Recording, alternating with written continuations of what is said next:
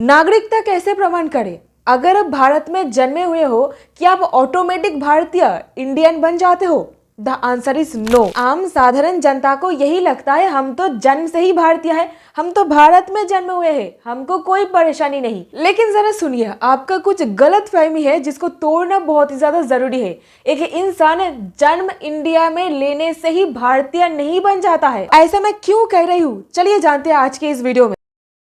मेरे केस के बारे में अगर बात करूं, मेरे जो दादा परदादा थे, जो मैं ट्रेस कर पाई, मतलब मेरे ऊपर का जो 8 जनरेशन तक, वो लोग अनडिवाइडेड इंडिया में पैदा हुए थे, वेस्ट बंगाल में। और हमारे जो जॉइंट एंसेस्ट्रल प्रॉपर्टी है उसका उम्र है 200 ईयर से भी ज्यादा। इस तरीके से मैंने सिटीजनशिप बाय बर्थ अक्वायर किया।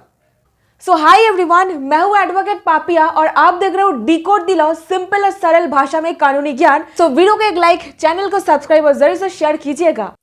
मैंने आपको कहा था कि पासपोर्ट भी एक 100% सिटीजनशिप यानी कि नागरिकता का प्रूफ नहीं होता है। पासपोर्ट को भी रिवोक किया जा सकता है, यानी अगर कोई इंसान धोखाधड़ी से पासपोर्ट बना लेता है, उस परिस्थिति में एविडेंस दे करके पासपोर्ट को भी रिवोक किया जा सकता है। यहीं पर सवाल पैदा होता है, आखिरकार एकदम लोहा लाट मजबूत एविडेंस क्या होगा मेरे भारतीय होने का, नागरिकता का?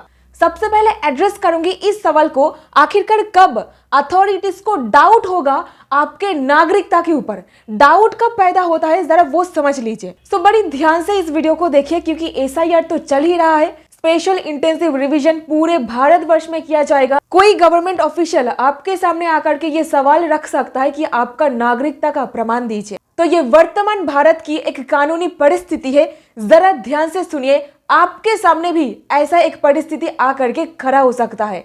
सो यहीं पर सरकारी अधिकारी कब डाउट करेंगे आपके नागरिकता के ऊपर, यानी कि शक कब पैदा होता है? सबसे पहला, जब डिस्क्रिपेंसी देखा जाएगा आपके डॉक्यूमेंट्स पर। सबसे पहले ध्यान रखिएगा, बिना वजह तो कोई भी डाउट नहीं कर सकता।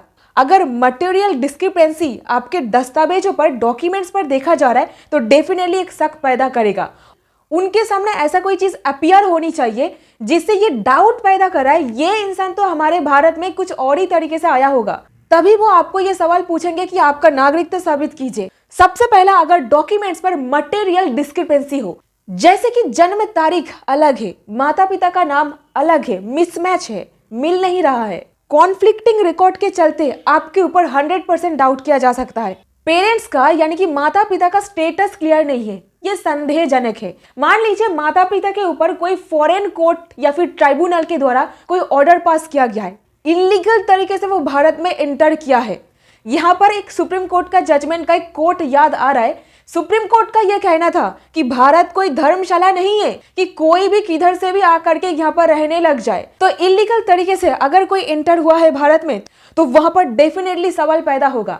अगर मान लीजिए कोई इलेक्टोरल रोल में ऑब्जेक्शन दिखाई दे रहा है और यहीं पर एसआईआर तो चल ही रहा है, मल्टीपल एंट्रीज बना करके रखा हुआ है, डुप्लीकेट एंट्री, सिर्फ आपके नाम से 2 वोटर कार्ड एग्जिस्ट कर रहा है, फर्जी एड्रेस वगैरह दिया गया है। ऐसे में क्या होगा, आपको पूछा जाएगा अधिकारी के द्वारा कि नागरिकता साबित करता हो ऐसा दस्तावेज लाइए। यहीं पर एक और चीज देखा जाता है, बॉर्डर एरिया में इन्वेस्टिगेशन अक्सर चलता रहता है, ठीक है ना। ये सिक्योरिटी का सवाल है, कोई इंसान घुसपैठिया तो नहीं है, इलीगली देश में एंटर करने की कोशिश तो नहीं कर रहा है, मतलब ये सब कुछ चेक करने के लिए असम, मेघालय, त्रिपुरा, वेस्ट बंगाल के लिए बॉर्डर में पेट्रोलिंग किया जाता है, ठीक है ना। और किसी भी वक्त ये हो सकता है। ऐसे में क्या होगा, मान लीजिए आपके पास हजारों डॉक्यूमेंट्स है, लेकिन एक डॉक्यूमेंट अगर फर्जी निकल आता है और वो पकड़ में आ जाता है। मान लीजिए आपके पास फर्जी राशन कार्ड है, डेफिनेटली आपका आधार कार्ड दिखा करके कोई फायदा नहीं होने वाला है, और फिर आप दिखा रहे हो वोटर कार्ड देखिए। तो कहने का मतलब ये राशन कार्ड फर्जी निकल गया है तो आधार कार्ड का वहां पर क्या काम, फिर वोटर कार्ड का क्या काम, फिर पासपोर्ट भी अगर है उसका क्या काम नागरिकता साबित करने के लिए। तो एक दस्तावेज आप फर्जी बनाए हो, डेफिनेटली बाकी के दस्तावेज आप फर्जी बनाओगे, ऑटोमेटिक क्रिएट कर देगा, संदेह क्रिएट कर देगा। उस पर्टिकुलर परिस्थिति में आपको डिक्लेयर किया जाएगा ये इलीगल माइग्रेंट है, ये भारत का नागरिक नहीं है। तो कुल मिलाकर ये कुछ परिस्थिति आपके सामने मैं पेश करी जहां से आपका जो नागरिकता है उसके ऊपर एक प्रश्न चिन्ह उठाया जा सकता है। यहीं पर मान लीजिए ऐसा कोई इंसान पकड़ में आया है जिनके पास से फर्जी डॉक्यूमेंट्स वगैरह निकल रहा है। ऐसे में जो अधिकारी चेक वगैरह कर रहे हैं उनको एक डिटेल्ड प्रोटोकॉल फॉलो करना पड़ेगा सिटीजनशिप, नागरिकता का जांच पड़ताल करने के लिए। ऐसे में नोटिस दिया जाता है, आपको भी बोलने का मतलब आपका जो पक्ष है उसको रखने का आपको मौका दिया जाएगा, लेकिन ड्यू प्रोसेस ऑफ लॉ को फॉलो करते हुए इस चीज को करना पड़ेगा।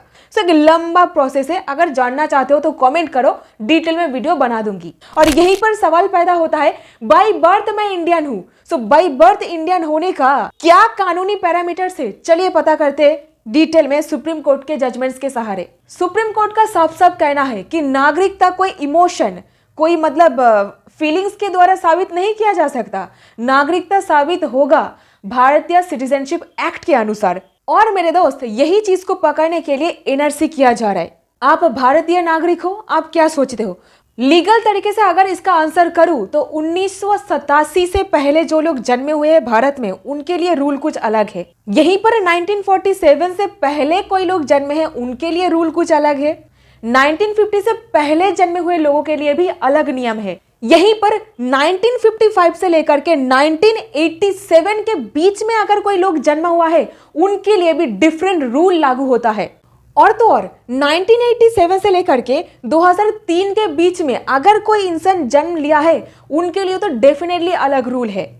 और यहीं पर जो इंसान 2003 के बाद जन्म लिया है, उनके लिए तो नियम टोटली चेंज है, जो कि बहुत जटिल भी है। सबसे अहम सवाल जो है, नागरिक कौन है? भारत के नागरिकता का जो नियम है वो दो जगह से मेनली उठ करके आता है। सबसे पहला constitution of India, next citizenship act 1955, संविधान के अनुच्छेद 5 से लेकर के 11।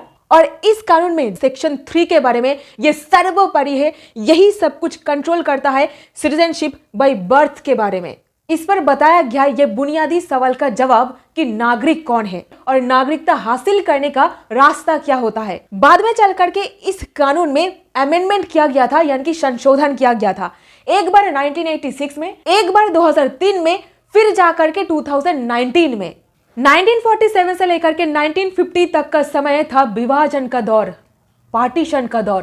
परिस्थिति बहुत ही ज्यादा सेंसिटिव था और यहीं पर इसी चीज को ध्यान में रखते हुए कुछ कैटेगरी में लोगों को बांटा गया। 26 जनवरी 1950 ये तारीख डिसाइड करता है कि नागरिक कौन है और नागरिक कौन नहीं है भारतीय संविधान के। 26 जनवरी 1950 को कौन नागरिक बनेगा ये डिसाइड किया कॉन्स्टिट्यूशन ऑफ इंडिया ने। पहला कैटेगरी, जो लोग बिफोर 1947 पैदा हुए हैं। 1947 से पहले भारत खुद एक स्वतंत्र देश नहीं था, क्योंकि भारत खुद तब एक गुलाम था।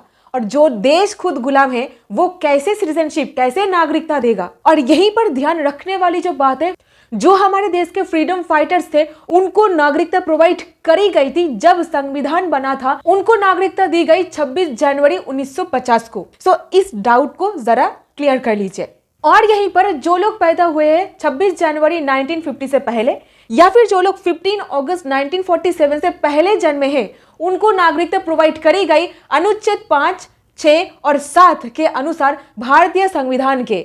यहीं पर आर्टिकल 5 क्या कहता है? भारत में डोमिसाइल वाले लोग अपने आप भारत के नागरिक बनेंगे। जब कॉन्स्टिट्यूशन लागू हुआ 26 जनवरी 1950 को, ये उन सभी लोगों को सिटीजनशिप देता है जिनका डोमिसाइल इंडिया में है और जो ये तो इंडिया में पैदा हुए हैं, या जिनके माता पिता में से कोई एक इंडिया में पैदा हुए हैं, या जो कॉन्स्टिट्यूशन के लागू होने से पहले पिछले 5 साल तक रेगुलरली इंडिया में रह रहे थे। आया बात समझ में? इनके बारे में कहा गया है अनुच्छेद 5 में। यहीं पर बात करते हैं आर्टिकल 6 के बारे में। आर्टिकल 6 पाकिस्तान से आए हुए लोगों को सिटीजनशिप देने के बारे में बात करता है। और कब आना पड़ेगा उनको? जो इंसान 15 अगस्त 1947 से लेकर के 19 जुलाई 1948 के बीच में भारत में आ चुका है पाकिस्तान से, उनको आर्टिकल 6 के तहत नागरिकता मिल जाएगी। लेकिन जो इंसान 19 जुलाई 1948 के बाद भारत में आया है, उनको परमिट लेना पड़ेगा, रजिस्ट्रेशन कराना पड़ेगा गवर्नमेंट ऑफ इंडिया के साथ नागरिकता प्राप्त करने के लिए। उस परिस्थिति में आपको पंजीकरण कराना पड़ेगा आर्टिकल 6 के अंदर। अभी जरा सुनिए आर्टिकल 7 क्या कहता है, जरा ध्यान से सुनिए। अब ये चीज बहुत ही ज्यादा इंटरेस्टिंग हो चुका है। यहीं पर आर्टिकल 7 की बारी। जो इंसान 1 मार्च 1947 के बाद पाकिस्तान चला गया है, यानी कि पाकिस्तान माइग्रेट कर गया है, यानी अनुच्छेद 6 में बोला गया है पाकिस्तान से जो आ रहे हैं, और अनुच्छेद 7 में बोला गया है पाकिस्तान में जो जा रहे हैं, ठीक है? तो इस पर्टिकुलर तारीख में जो इंसान भारत छोड़ करके पाकिस्तान चला गया वो भारत के नागरिक नहीं बनेंगे। अब मान लीजिए उसका मन बदल गया है, वो पाकिस्तान से भारत में वापस लौटना चाहता है और वापस लौट के आया भी है, तो उस परिस्थिति में उसको परमिट लेना पड़ेगा। आर्टिकल 7 कॉन्स्टिट्यूशन ऑफ इंडिया के उन माइग्रेंट्स के सिटीजनशिप राइट्स के बारे में है जो पाकिस्तान गए थे। इसके मुताबिक जो भी व्यक्ति 1 मार्च 1947 के बाद इंडिया से पाकिस्तान माइग्रेट कर गए थे उसे इंडियन सिटीजन नहीं माना जाता। However, यह रूल उनके ऊपर लागू नहीं होगा अगर कोई व्यक्ति बाद में इंडिया वापस आया हो एक परमिट के साथ रीसेटलमेंट या परमानेंट रिटर्न के लिए। वो 19 जुलाई 1948 के बाद इंडिया में माइग्रेट हुआ है और इस हालत में उसे इंडियन सिटीजन माना जाता है। तो समझ गए आप। अब चलिए बात करते हैं और इंटरेस्टिंग फैक्ट के बारे में। अनुच्छेद 9 के बारे में जरा सुनिए। अगर कोई व्यक्ति किसी फॉरेन कंट्री की सिटीजनशिप अपनी मर्जी से ले लेता है उसे इंडियन सिटीजन नहीं माना जाएगा। यह प्रोविजन डुअल सिटीजनशिप को रोकता है। यह प्रावधान कहता है कि आप केवल एक ही देश के प्रति लॉयल रह सकते हो और आर्टिकल 5, 6 या 8 पर भी ओवररीड करता है उन लोगों के लिए जो वॉलंटरीली फॉरेन सिटीजन बन जाता है। इनकम टैक्स वगैरह कम करने के चक्कर में कोई दूसरे देश के पासपोर्ट लेकर के बैठे हुए रहोगे और काम करोगे बॉलीवुड में, हमारे देश में कमाओगे, इसे लॉयल्टी नहीं कहा जाता है। भारत में डुअल सिटीजनशिप नहीं चलता है। यहीं पर मेरे दोस्त जरा ध्यान से सुनिए, सिटीजनशिप बाय बर्थ क्या होता है। यही कानून हर एक चीज को कंट्रोल करता है। इसका सेक्शन 3 बहुत ही ज्यादा महत्वपूर्ण है, ये सर्वोपरि है, यही सब कुछ कंट्रोल करता है सिटीजनशिप बाय बर्थ के बारे में।